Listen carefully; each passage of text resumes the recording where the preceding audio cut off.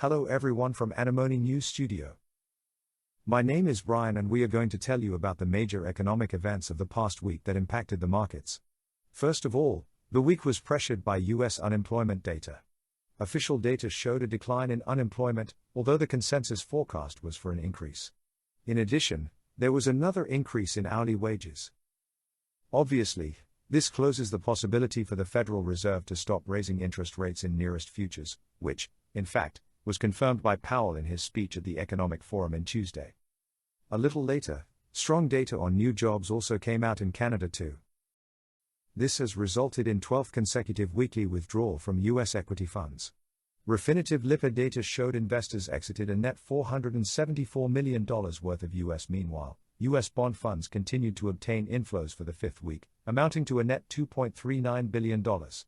Global equity funds also lost about $209 million as investors withdrew in this week. Judging by the amount of negative news, we will see a continuation of this trend this week. Thus, U.S. trade deficit widened to a record $948.1 billion in 2022 from $845.0 billion in 2021. It represented 3.7% of GDP, up from 3.6% in 2021. Exports increased $453.1 billion to $3 trillion. Imports shot up $556.1 billion to $4 trillion. Also, there are some problems in U.S. farm. Incomes this year are expected to fall for the first time since 2019 amid higher production expenses, a drop in direct government payments, and as cash prices for commodity crops and livestock ease back from historic highs. Net farm income is forecast to reach $136.9 billion in 2023 in nominal dollars, down nearly 16% from a year earlier. President Joe Biden's speech on Tuesday also failed to support the markets. He offered no compromises to solve the debt ceiling problem. Moreover, he used his speech to call for the tax on corporate stock buybacks to be quadrupled, from 1% to 4%, as well as renew his calls for higher taxes on billionaires.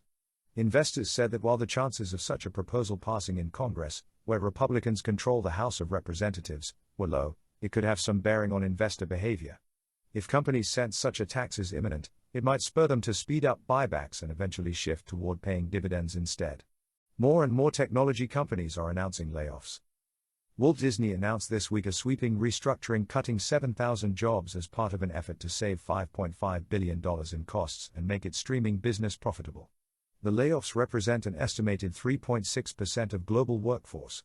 Dell Technologies will eliminate about 6,650 jobs, or about 5% of its global workforce, hurt by falling demand for its personal computers. The cuts in Yahoo will impact nearly 50% of ad tech employees, or about 1,600 staffers. Zoom Video Communications would cut about 1,300 jobs. eBay will let go of around 500 workers. GitLab will reduce the size of its team by 7%, or about 100 workers. Affirm Holdings' headcount reduction of about 500 represented or 20%. The dismissals were announced as the reported of net loss for its most recent fiscal quarter. In other interesting corporate news, the unsuccessful debut of Google's chatbot Bard on Monday. There was found inaccurate information in a promotional video that feeding worries that the Google parent is losing ground to rival Microsoft Corp, and its ChatGPT Alphabet shares slid at 9% during regular trading after this fail. The UK's Competition and Markets Authority has expressed concerns about Microsoft's proposed acquisition of Activision Blizzard, stating that it could harm UK gamers. Bed Bath & Beyond has managed to stay afloat for now after raising cash to fund its operations. The company, which was on the verge of filing for bankruptcy, had raised about $225 million in an equity offering on Tuesday and said it might get another $800 million over the next 10 months.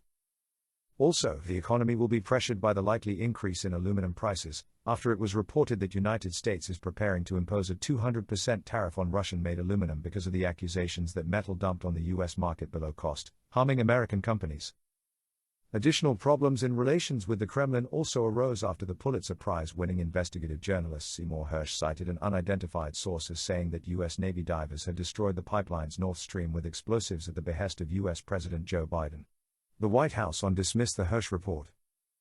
Tensions are also rising between the U.S. and China after a Chinese balloon was shot down over American territory and U.S. Secretary of State Antony Blinken declined a visit to Beijing. For other news from China, Samantha will tell us. Thanks, Brian. New bank loans in China jumped to a record 4.9 trillion yuan or $720.2 billion in January as the central bank moved to shore up growth in the world's second biggest economy following a lifting of pandemic controls. China's new bank lending hit a record 21.3 trillion yuan in 2022, up from 20 trillion yuan in 2021, the previous record. As one of results, rating agency Fitch has revised its forecast for China's economic growth in 2023 to 5.0% from 4.1% previously as consumption and broader activity are recovering faster than initially anticipated after the end of the zero-COVID regime. Fitch said the recovery will be primarily led by consumption. China's central bank has signed a memorandum of understanding on setting up yuan clearing arrangements in Brazil to help boost the currency's global clout. Two-way trade between China and Brazil reached $172 billion in 2022. China has in recent months signed similar yuan clearing deals with Pakistan, Kazakhstan, and Laos. The establishment of such arrangements for the renminbi, RMB, or the yuan would be beneficial to cross-border transactions and further promote bilateral trade and investment facilitation. However, there is some negative news.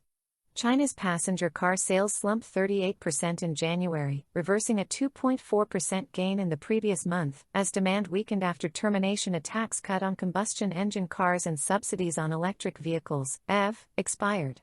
Sales of new energy cars that include pure battery EVs and plug-in hybrids also fell 6.3% in January after a blistering 90% growth in 2022.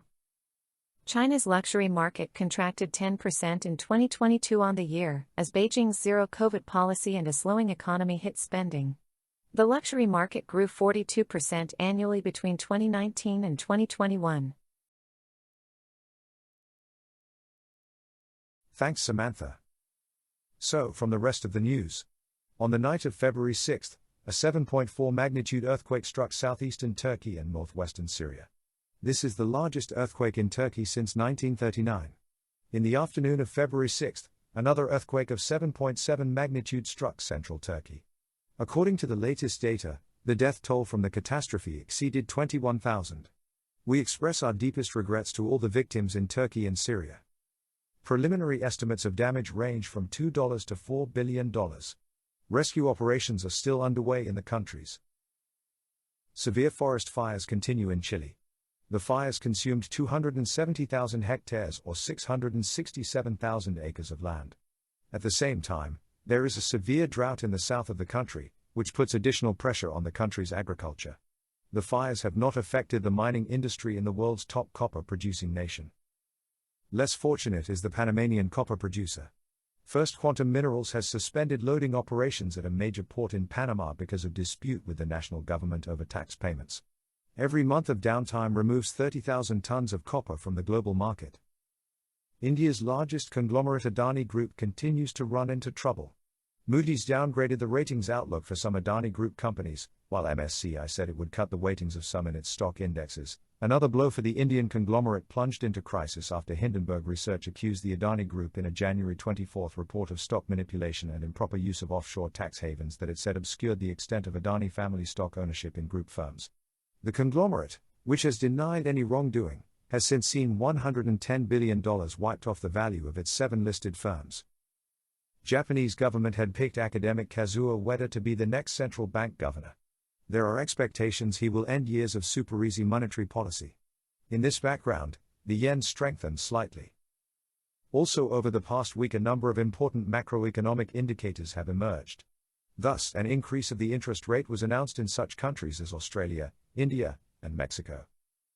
The continued growth of inflation was reported in Germany, China, Brazil, Russia, and Mexico.